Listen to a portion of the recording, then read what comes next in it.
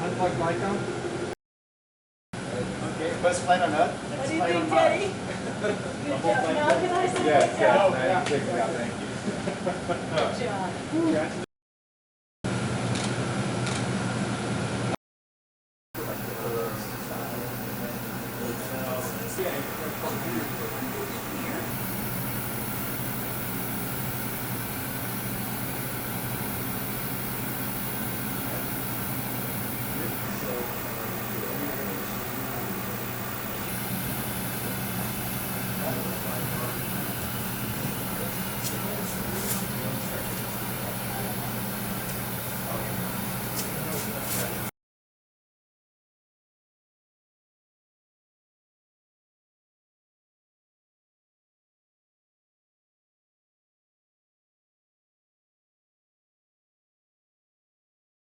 It's a huge milestone for us to have built this Mars helicopter that's to the quality that's needed to be launched, to travel to Mars on board the Mars 2020 rover, and to have met the really stringent mass constraint, coming under 2 kilograms. In fact, we weighed in under 1.8 kilograms.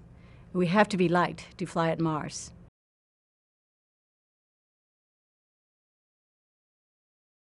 We built the Mars helicopter, the helicopter that'll go to Mars. And at this time, we've shown that it can fly. We've done the flight test in the chamber with the thin atmosphere representative of Mars. Very important. And secondly, we've tested it through the thermal environment.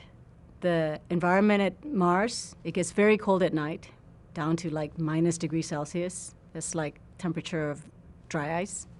And we have cycled the temperature on this helicopter, cycled the extreme temperatures that it's going to see. And very importantly, we've shown that it can survive autonomously.